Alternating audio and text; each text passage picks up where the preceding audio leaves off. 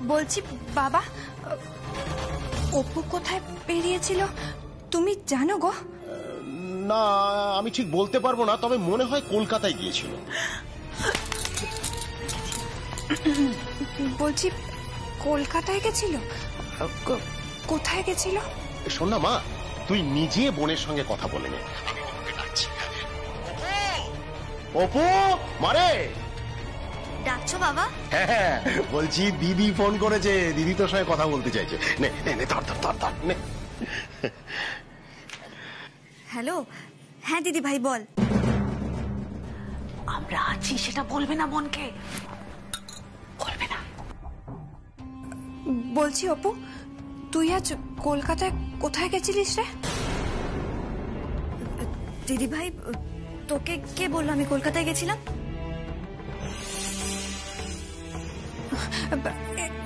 এই যে বাবা এক্ষুনি বলল। বলছি তুই কলকাতায় কেন গেছিলিস রে? না না, তেমন কিছু না দিদি ভাই। ওই তো আসলে আমি তো একটাই চাকরির পরীক্ষা দিয়েছি, আর একটা পরীক্ষা দিলেই তো আর চাকরি পেয়ে যাব না, তাই ওই কলকাতায় সরকারি চাকরির পরীক্ষার অফিস আছে না, ওখানে গেছিলাম। এরপর ওই কবে কি পরীক্ষা টরীক্ষা আছে সেগুলো জানতে গেছিলাম, আর ফর্মও তুলতে গেছিলাম। দেখলে দেখলে তো। এক মিনিট জামাই বাবু, আমার আরো কিছু জানার আছে।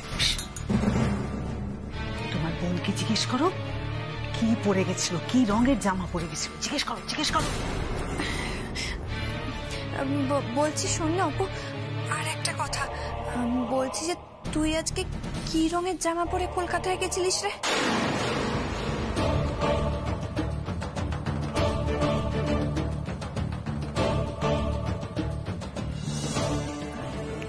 কেন বলতো দিদি ভাই, আমি কি জামা পরে গেছিলাম তুই কেন জিজ্ঞেস করছিস? তুই বল না অপু।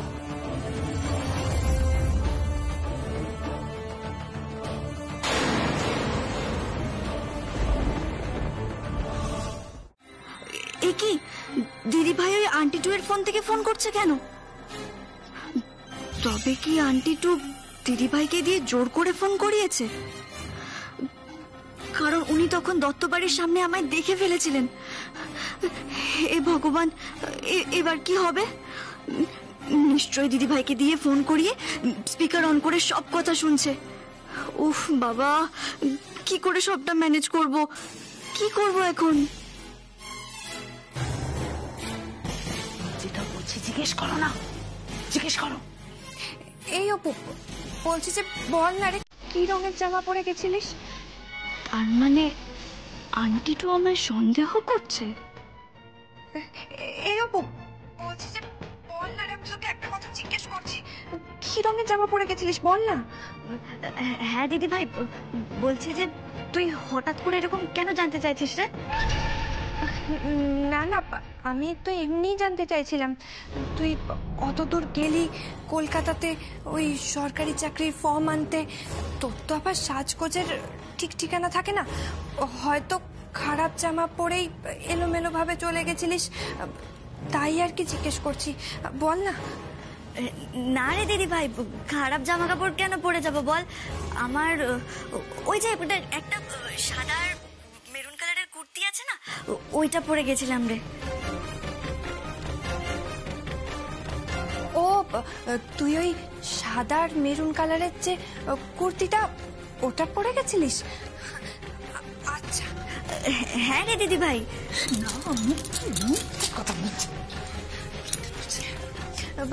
বলছি কি অপু, শোন না, আমি এখন ফোনটা রাখছি। হ্যাঁ, ছোট ঠাকুরপোর বিয়েতে দেখা হবে।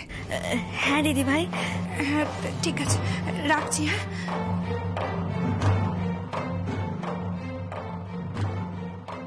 উফ, খুব বাঁচা বেঁচে গেছি। মনে হয় আন্টি টু বাড়ি গিয়ে বলে দিয়েছে আমাকে দেখেছে, বাবার মতো কাউকে দেখেছে, আর তাই শিওর হওয়ার জন্য ফোনটা করেছে।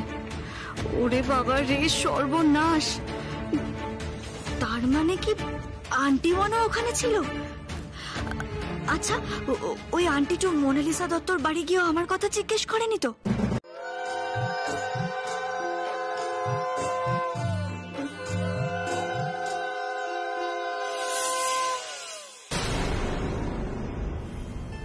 যতই আদর করে তোকে এসব খাওয়াই না কেন, তোর জীবনটা ছাড় খাড় করে দেওয়াই আমার আসল লক্ষ্য রে দীপু। তুই যে ওই অবলা মুখার্জির নয়নের মণি, আর অবলা মুখার্জির নয়নের মণিকে উপড়ে ফেলতে পারলে তবেই না আমার শান্তি।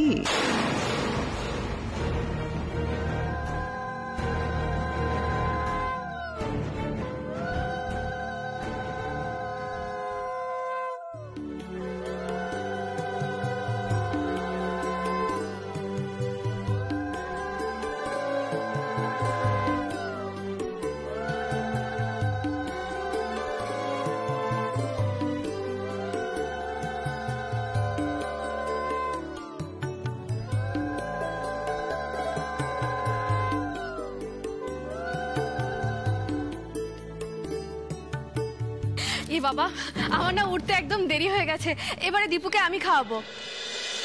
কিন্তু আমি যে আর খেতে পারছি না, সকাল সকাল এত খাওয়া যায় না মা।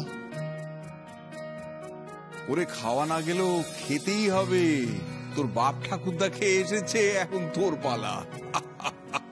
তোর দাদারাও এসব খেয়েছে রে দীপু, আর এবার যদি তুই না খাস তাহলে আখেরে তোরই লস। সারাটা দিন ওই হরি মটর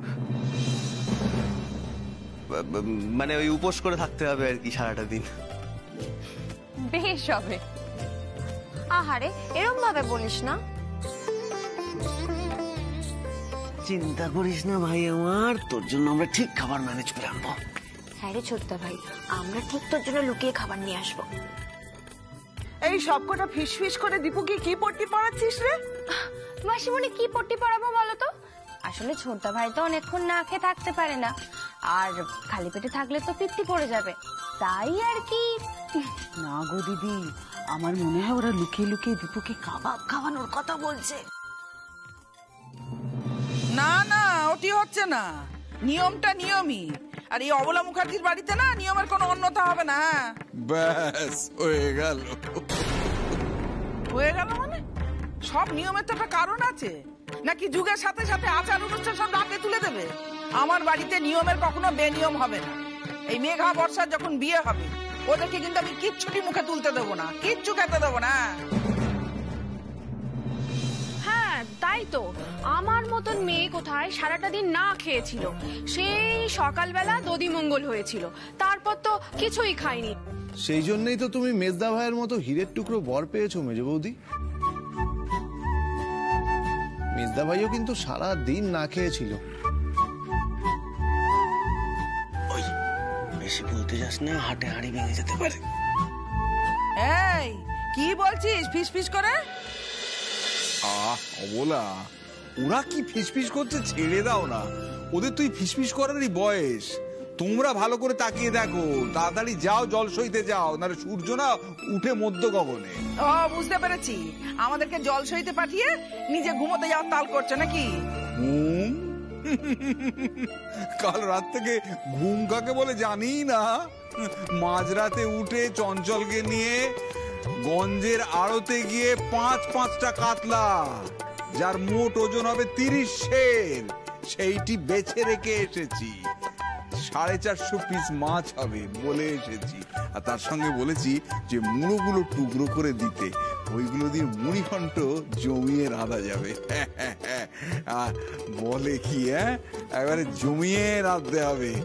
আরে কিছুক্ষণের মধ্যে রান্নার লোকেরা এসে পড়বে, ভেন বসবে, আমি নাকি ঘুম নিয়ে ব্যস্ত হয়ে পড়ছি।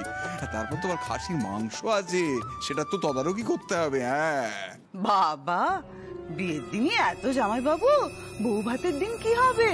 আরে বিয়ে আর বউ ভাত কি বলছো শালিকা? বউ ভাতে তো এলাহি ব্যাপার। আরে বাবা, কার ছোট ছেলের বিয়ে দেখতে হবে তো। অনাদি মুখুজ্জের ছোট ছেলের বিয়ে হচ্ছে, এমন বিয়ে হবে হালি শহরের মানুষজন বছরের পর বছর মনে রাখবে, বলবে হ্যাঁ বিয়ে হয়েছিল বটে একখানা।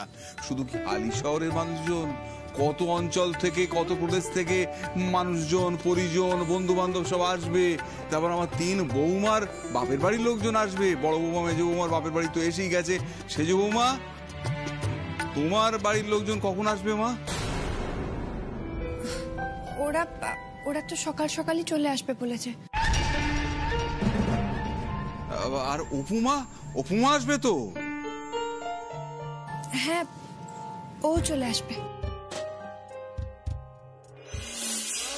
আপনাকে আসতেই হবে অপু, আপনাকে আসতেই হবে। আমি নিজে কার্ড দিয়ে আপনাকে নিমন্ত্রণ করেছি বলে কথা। আসতেই হবে আপনাকে অপু, আসতেই হবে। অপয় আমি। ঠিক আছে, এ বাড়িতে পা দিলেই যখন অনর্থ হয়, আমি না হয় চলে যাচ্ছি।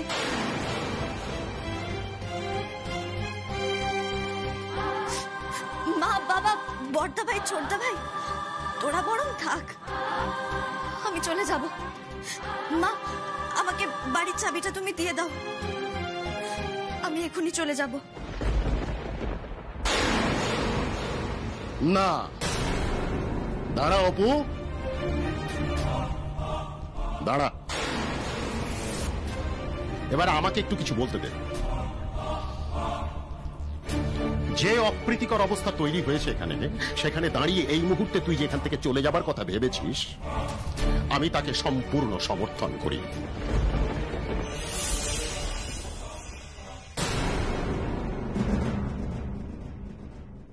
হ্যাঁ, সম্পূর্ণ সমর্থন করি। কোনো অন্যায় করিসনি তুই, বরং আমি বলবো তুই একেবারে উপযুক্ত সঠিক সিদ্ধান্ত নিয়েছিস।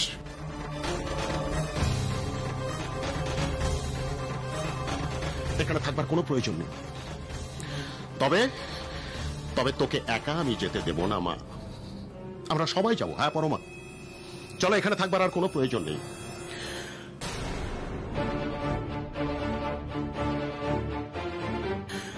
আপনাদের অশেষ ধন্যবাদ। আপনারা নেমন্তন্ন করেছেন আমাদের, সেই নেমন্তন্ন রক্ষা করবার চেষ্টা করেছি। আমাদের প্রাণ ভরা শুভেচ্ছা রইল আপনাদের এই বিবাহ অনুষ্ঠান সুসম্পন্ন হোক। কিন্তু আমরা এখানে আর থাকতে পারবো না। হ্যাঁ মা, তোর অপমান মানে আমাদের এখানকার সবার অপমান। এই মুহূর্তে তুই এবং তোর সিদ্ধান্ত আমার কাছে খুব গুরুত্বপূর্ণ। খুব। চল, আসো আসো। বাবা আর আমি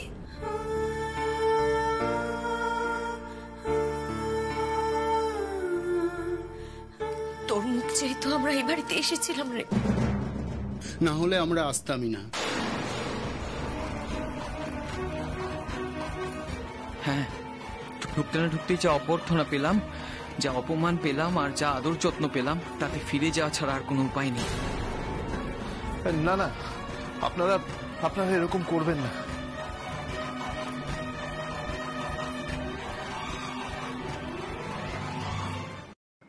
দীপু, তুই কেন আটকাচ্ছিস?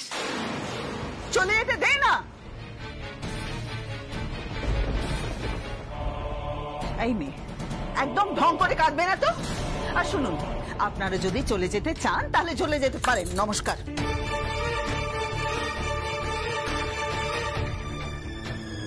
মা, আজকে আমার বিয়ে, আর আজকের দিনে ওনারা যদি এভাবে এখান থেকে চলে যান তাহলে আমার কি ক্ষতি হবে আমি জানি না, কিন্তু আমাদের সংসারের, আমাদের পরিবারের যে ঘোর অকল্যাণ হবে সেটা নিশ্চিত। মা,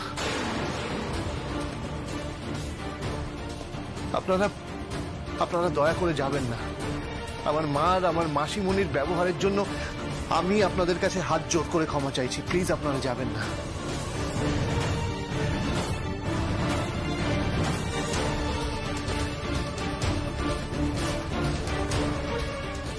আমিও হাত জোর করে আপনাদের কাছে ক্ষমা চাইছি।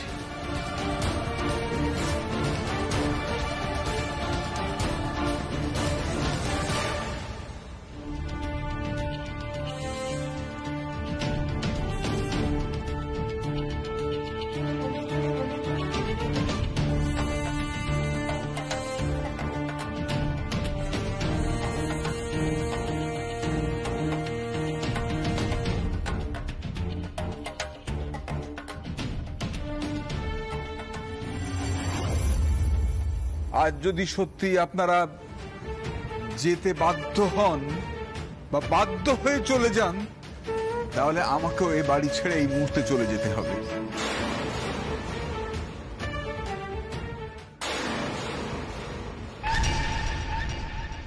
তুমি কি বলছো? কি ঠিকই বলছি।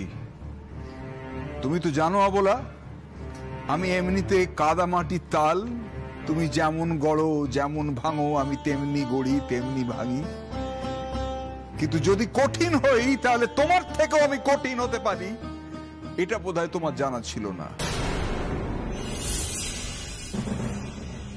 তাই আমি বলছি যে তোমার ছোট ছেলের বিয়েতে আমার বোধহয় আর থাকা হলো না।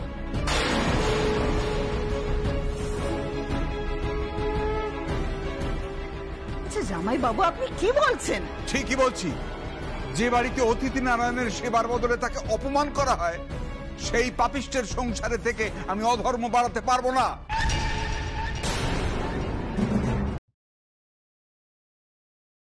আচ্ছা দীপু, অপুকে তাড়িয়ে দেওয়ার কথা বললে তোর এত গায়ে লাগে কেন বলতো? তোর এত গায়ে লাগে কেন? হ্যাঁ, গায়ে লাগছে, কারণ অপুকে আমি নিজে কার্ড দিয়ে নিমন্ত্রণ করেছিলাম মা।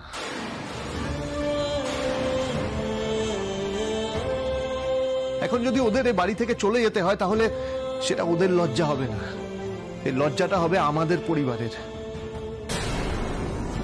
আর তাছাড়া অপু আমার বন্ধু। বন্ধু না ছাই, সে যদি তোর বন্ধু হতো তাহলে তোর ভালো চাইতো, তোর শ্বশুর বাড়িতে গিয়ে লাগানি ভাঙানি করতো না তোর বিয়ে ভাঙার জন্য, বুঝেছিস? কি কি বললে তুমি? অপু দত্ত বাড়িতে গেছিল কবে? যেদিন আমরা দত্ত বাড়িতে নিমন্ত্রণ করতে গেছিলাম সেদিন। না না না, তোর মাসিমণির কথা একদম বিশ্বাস করবি না। ও অমূলক সন্দেহ। ও কি দেখতে কি দেখেছে, কাকে দেখতে কাকে দেখেছে, আর ওই অপু মায়ের পেছনে সারাক্ষণ পড়ে আছে না। হ্যাঁ, কারণ আমি ওই মেয়েটাকে, ওই অপুটাকে একটু অবিশ্বাস করি না। নজর রাখতে হবে, এই অপুটার ওপর সারা দিন ধরে খুব কড়া নজর রাখতে হবে, যাতে ও দীপুর বিয়েতে কোন রকম গন্ডগোল পাকাতে না পারে, ওই দত্তবাবুদের বাড়ির লোকেদের কাছাকাছি যেতে না পারে। এত কিছুর পরেও দিদি তুই ওদের বাড়িতে থাকতে দিবি? তুই মন থেকে থাকতে দিবি? দিতে হবে না মা। বাবা, তুমি মাকে জোর করো না। মা যখন চাইছে না যে অপুরা আমাদের বাড়িতে থাকুক, তখন ওদের থাকতে হবে না। আমি ওদের বলে দিচ্ছি যাতে ওরা চলে যায়। অপুকেও বলে দিচ্ছি অপুরও থাকতে হবে না, আমি বলে দিচ্ছি ওদের। আর কিছুক্ষণ পর ধর্মকে সাক্ষী রেখে আমি বিয়ে করব। তার আগে এই চরম অধর্মের কাজটাও না হয় আমিই করে দিই। এতে আমার আগামী জীবনটা খুব সুখের হবে মা, খুব ভালো থাকবো আমি। কি মা, তাই না?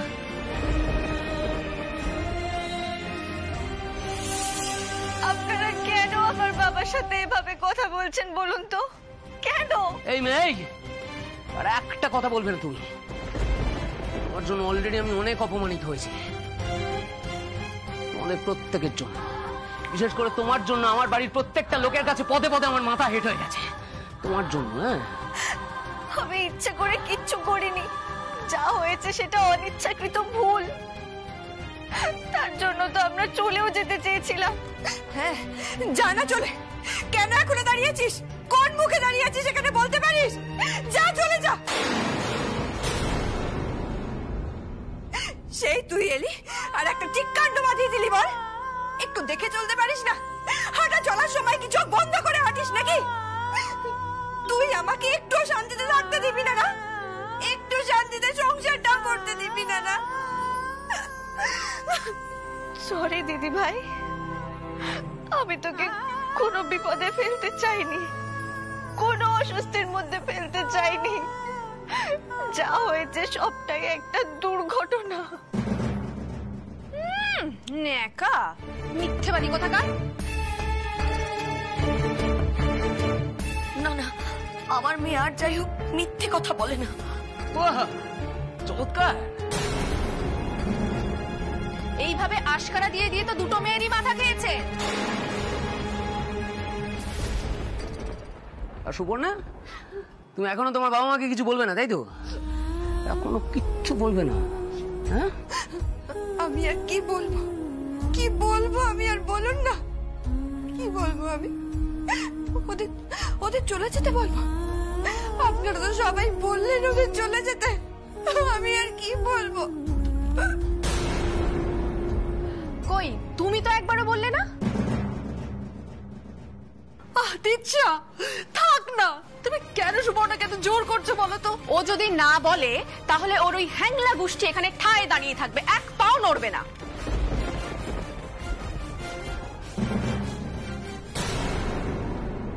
ঠিক আছে, আমি বলছি, তোমরা চলে যাও এখান থেকে, তোমরা চলে যাও এখান থেকে। বাবা মা, তোমরা চলে যাও এখান থেকে, আর এখানে এইভাবে দাঁড়িয়ে থেকো না, আর জীবনে তোমরা এ বাড়িতে এসো না, এসো না তোমরা এ বাড়িতে, চলে যাও।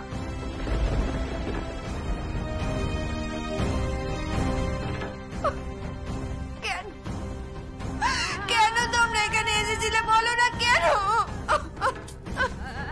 আমরা তো শুধু নিমন্ত্রণ রক্ষা করতে এসেছি শুভ। নিমন্ত্রণ করলেই তোদের আসতে হবে?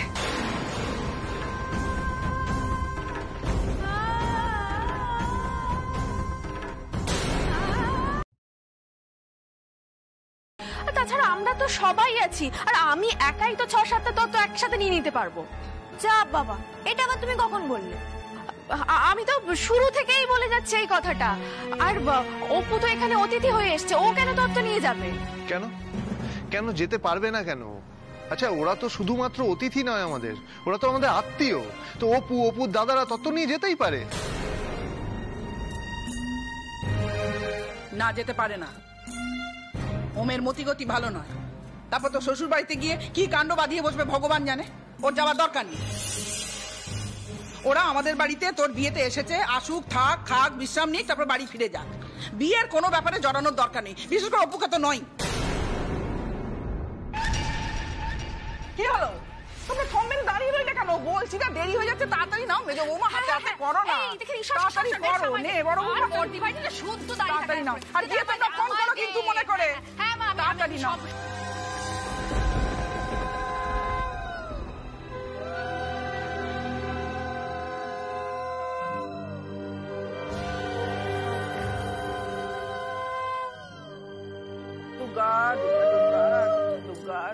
দীপু, দীপু রে, বলছিলাম কি, মাসিমণির সাথে আমার ঘরে একবার আয় তো বাবা। ওই সোনার বোতামগুলো বের করেছি না, একটু দেখে শুনে নিবি আর কি। হ্যাঁ আচ্ছা ঠিক আছে, আমি যাচ্ছি। আচ্ছা।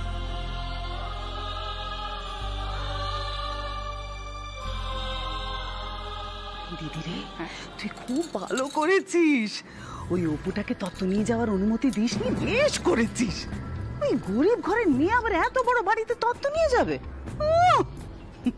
আমি তো সেজ বৌমাকে স্পষ্ট বলে দিয়েছি, ওর ওই বেয়ারা বোনকে যেন বলে দেয় গেস্ট রুম থেকে বেশি না বেরোতে। উফ বাবা, আমাদের দীপুর বিয়েটা ভালোই ভালোই মিটলে আমি বাঁচি গো ঠাকুর। আবার তো বরযাত্রীতে যাবে, আমি ওদের স্পষ্ট বলে দিয়েছি, বরযাত্রী খেয়ে যেন সোনারগঞ্জের বাড়িতে ফেরত চলে যায়। আবার নয় বৌভাতের দিন আসবে, লাগাতার 3 দিন তো ওদের সহ্য করতে হবে না? অসহ্য অসহ্য একেবারে।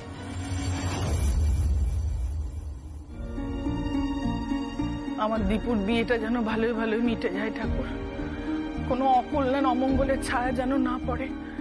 তুমি একটু দেখো ঠাকুর, তুমি একটু দেখো।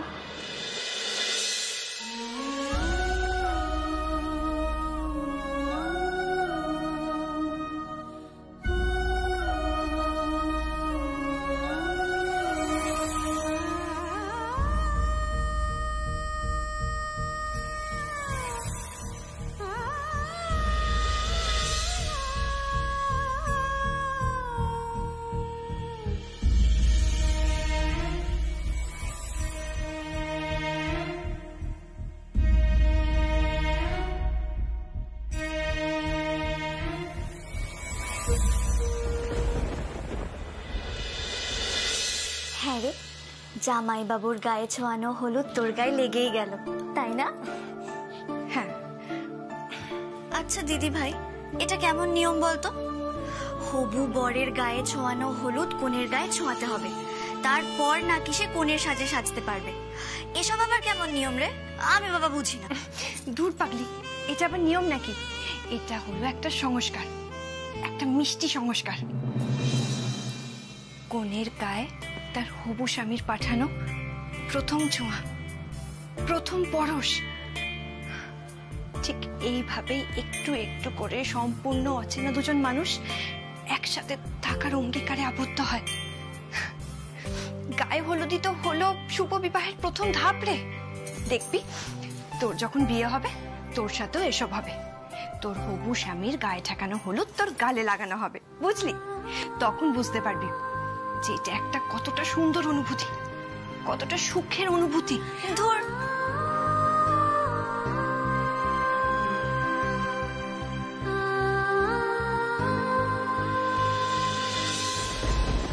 সত্যি দীপু বাবু, আমাদের সম্পর্কটা কি অদ্ভুত, তাই না? কি নাম দিয়ে বলুন তো এই সম্পর্কটাকে? অবশ্য সব সম্পর্কের কি আর নাম হয়? কিছু কিছু সম্পর্ক খুব স্পেশাল হয়, যাদের কোনো নামের বাঁধনে বাঁধা যায় না। কিন্তু আজ আমার চোখে বারবার জল চলে আসছে কেন? আমি তো এখনো বিশ্বাসই করতে পারছি না আপনার গায়ে ছোঁয়ানো হলুদ আমার গালে লেগে গেছে। কেন এমনটা হলো বলুন তো? কেন? অথচ আপনি আজকে অন্য একজনকে বিয়ে করতে যাচ্ছেন দীপু বাবু।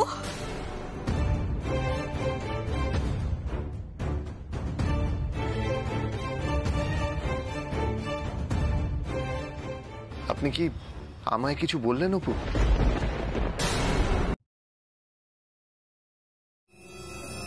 কি ব্যাপার সেজ বৌমা, তোমার চোখে জল এলো কেন? আর সেজ খোকা কি যেন বলছিলে? তুমি সেজ খোকার নামে কি নিন্দা করছিলে সেজ বৌমা? বাবা, তোমার বোনকে তো আমরা সবাই খুব ভয় পাই। ডাকসাইটে নেত্রী, বীরাঙ্গনা মেয়ে, বাপরে বাপ, যা ভয় লাগে আমাদের। আমরা তো ভয়ে একেবারে জুজু হয়ে থাকি গো। কেন ব্যঙ্গ করছেন মাসিমণি? না না, ব্যঙ্গ কোথায়, সত্যি কথা বলছি। তোমার বোন যা রাগী, বাপরে বাপ, ও তো অন্যায় একেবারে সহ্য করতে পারে না। যদি রেগে মেগে হঠাৎ আমাদের পিঠে ছড়ি চালিয়ে দেয় বা আমাদের সবাইকে কান ধরে উঠবস করতে বলে, তখন কি করব বলো? খুব ভয় করে, খুব ভয় করে। আপনি আমার দিদিভাইয়ের সাথে কেন এভাবে কথা বলছেন? কেন অপমান করছেন ওকে? যেভাবে খুশি সেভাবে কথা বলবো। আমাদের বাড়ির বউ, আমাদের অধিকার আছে। তুমি কে বলার? হে,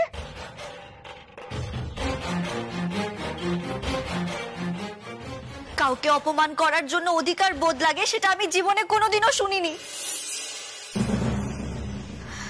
আপনি তো সব সময় সবাইকে, বিশেষ করে আমাদের বাড়ির সবাইকে অপমান করার জন্য মুখিয়ে থাকেন। কেন বলুন তো? কেন অপমান করেন? পায়ে পা লাগিয়ে কেন ঝগড়া করেন বলুন তো?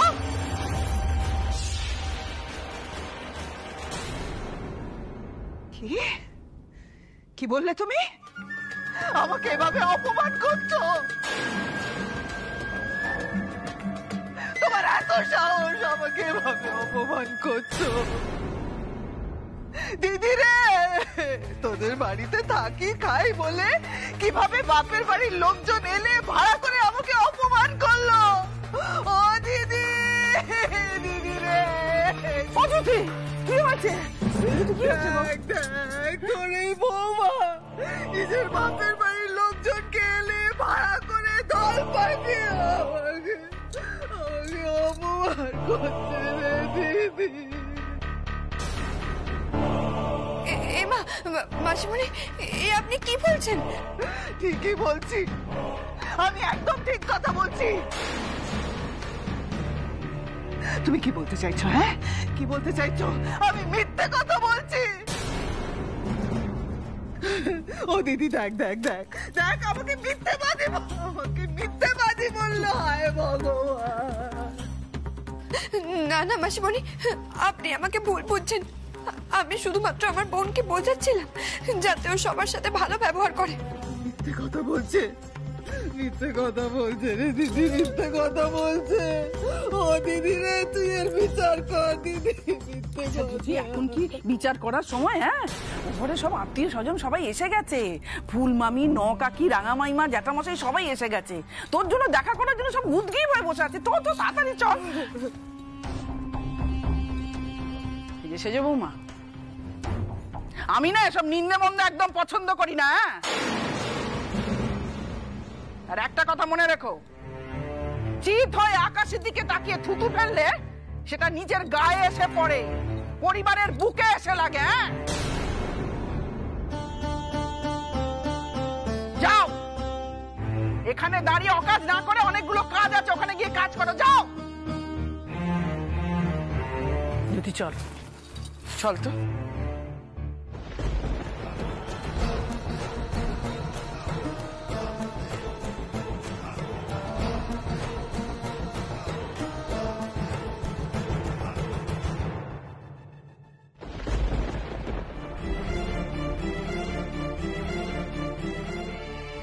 আমাদের সুপুটা ভালো নেই রে অপু, ভালো নেই। জানি রে ছোটদা ভাই, জানিস তো মাঝে মাঝে আমার খুব ইচ্ছে করে ওই আন্টি টুকে উচিত শিক্ষা দেওয়া। না না, ওসব করতে গিয়ে আবার নতুন কোনো গন্ডগোল পাকাস না। শেষে হয়তো সুপুকে আরো অত্যাচার সহ্য করতে হবে। যদি মাত্র 7টা দিন আমি সুযোগ পেতাম এখানে এসে থাকার, তাহলে ওই আন্টি টুকে মজা দেখিয়ে দিতাম আমি। চুপ কর অপু, চুপ কর। বাইরে থেকে যদি কেউ শুনে ফেলে? শুনতে পেলেই বা কি ছোটদা ভাই, আমি তো এখানে এসে আর থাকার সুযোগ পাবো না। কোন অধিকারে থাকবো? এটা তো শুধুমাত্র আমার দিদি ভাইয়ের শ্বশুর বাড়ি। এখানকার কোনো মানুষের ওপরে আমার কোনো অধিকার নেই, কোনো অধিকার নেই।